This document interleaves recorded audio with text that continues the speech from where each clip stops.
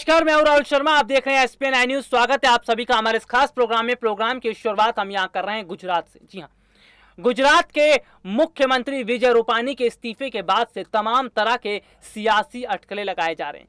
लेकिन ऐसे में अगर देखा जाए तो गुजरात के उप मुख्यमंत्री नितिन पटेल का दर्द बार बार छलक रहा है। नितिन पटेल बार बार अपनी बात कह रहे हैं, भले ही इशारों इशारों में कह रहे हैं, लेकिन नितिन पटेल को इस बात का दर्द है कि बीजेपी ने भूपेंद्र पटेल का नाम आगे कर दिया सीएम के लिए, लेकिन नितिन पटेल का नाम आगे नहीं किया। आज आपको बताएंगे कि नितिन पटेल का दर्द किस तरह छलक रहा है और कैसे वो बीजेपी आलाकमान से खासा नाराज है। दरअसल नितिन पटेल की अगर बात करें तो वो 18 साल की उम्र से बीजेपी के साथ जुड़ गए। पार्टी के साथ रहकर उन्होंने पूरा काम किया। पार्टी के साथ रहकर उन्होंने अपनी पूरी लगन के साथ काम करते दिखाई दिए। लेकिन सबसे बड़ी बात तो यह है कि जैसे ही विजय रूपानी के इस्तीफे के बाद मुख्यमंत्री के चेहरे को लेकर नाम सामने आने लगे तो नितिन पटेल को ऐसे लगने लगा कि शायद उन्हें मुख्यमंत्री बनाया जाएगा। लेकिन बीजेपी आलाकमान ने यहां चालाकी दिखाते हुए नितिन पटेल को दरकिनार कर दिया और भूपेंद्र पटेल का नाम आगे कर दिया। यानी भूपेंद्र सिंह पटेल का नाम जैसे ही आगे हुआ, नितिन पटेल का दर्द छलक पड़ा। साफ तौर पर उनकी बयानबाजी से, उनकी बातों से लग रहा था कि आखिरकार उनसे गलती क्या हो गई कि उन्हें मुख्यमंत्री नहीं बनाया गया। यानी कि अगर देखा जाए तो बीजेपी ने नितिन पटेल के साथ बहुत बड़ा धोखा किया। ये धोखा ऐसे समय में हुआ है जब नितिन पटेल कम उम्र में बीजेपी के साथ जुड़ गए थे। बीजेपी के साथ रहते हुए उन्होंने अपना पूरा योगदान दिया। पार्टी के साथ जुड़कर उन्होंने हर कदम पर पार्टी का साथ दिया।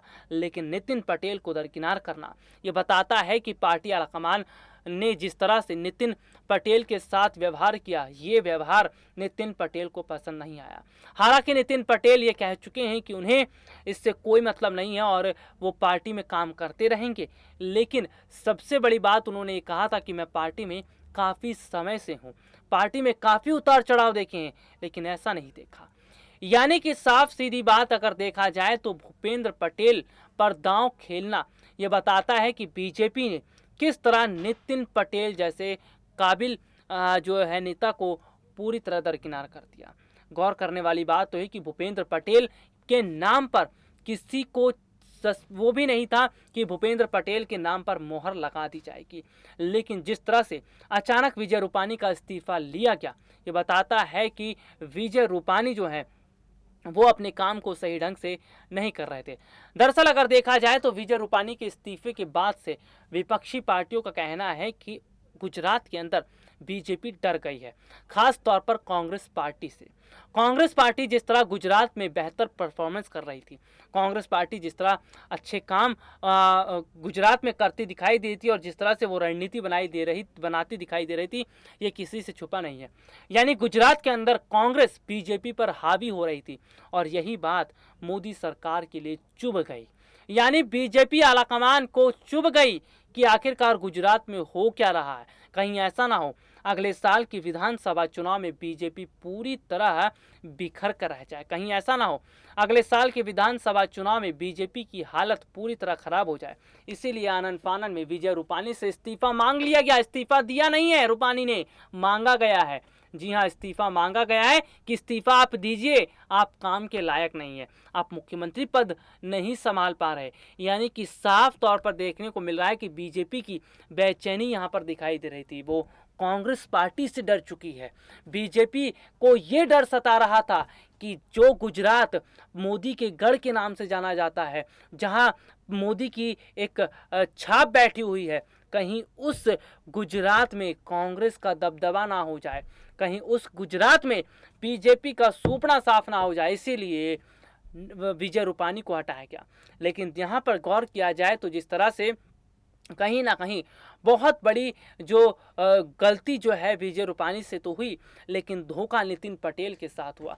नितिन पटेल कगार में लगे थे, सीएम बनने के लिए खुश हो रहे थे। उन्हें लग रहा था कि अब की बार सीएम बनने का नंबर उनका है। उन्हें लग रहा था कि अब की बार वो सीएम बन सकते हैं, लेकिन ऐसा नहीं हो पाया। दरअसल इसकी वजह यह है कि बीजेपी पार्टी आलाकमान ने उनके नाम को आगे ही नहीं बढ़ाया। गौर करने वाली बात तो है कि नरेंद्र सिंह तोमर ने ये फैसला किया कि भूपेंद्र पटेल जो हैं उन्हें सीएम बनाया जाना चाहिए। यानी कि नितिन पटेल जो उप मुख्यमंत्री थे, जो पार्टी की जिम्मेदारी बेहतर ढंग से संभाल रहे थे, जो पार्टी को काफ़ी अच्छे ढंग से संभाल रहे थे। और खबर देखिए क्या थी, खबर जो थी गुजरात में अगले साल जो विधानसभा चुनाव होने वाले, उससे पहले जिस तरह की स्थिति यहाँ पर बनती दिखाई दे रही थी, उससे साफ पता चल रहा था कि वाकई में अब हालात अगर अलग हो चुके हैं। वाकई में अब जो हालात हैं वो कहीं ना कहीं अलग परिस्थितियों में जा रहे हैं। यही वजह है कि फिलहाल कहीं ना कहीं जो पूरी कोशिश की गई बीजेपी आला कमान की तरफ से कि स्थिति जो है उसको सुधारा जाए, और पूरी तरह से स्थिति को सुधारने के लिए ही विजय रूपानी का इस्तीफा लिया गया।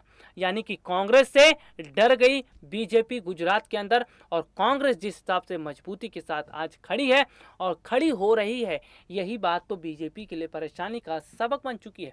क्योंकि कांग्रेस जो है वो पार्टी में युवाओं को जगह दे रही है और काम जिस हिसाब से कर रही है, इससे साफ पता चल रहा है कि आने वाले समय में कांग्रेस बहुत बड़ा करिश्मा कर सकती है। यानी कि कांग्रेस के डर की वजह से बीजेपी ने अचानक ही रूपानी से इस्तीफा ले लिया और नया मुख्यमंत्री भूपेंद्र पटेल को बनाया। अब देखना यह होगा कि भूपेंद्र पटेल अपनी जिम्मेदारियों को समझते हुए किस तरह से काम करते हैं, और आने वाले समय में भूपेंद्र पटेल किस तरह जो है वो बीजेपी की नैया को बचाने में कामयाब होते हैं।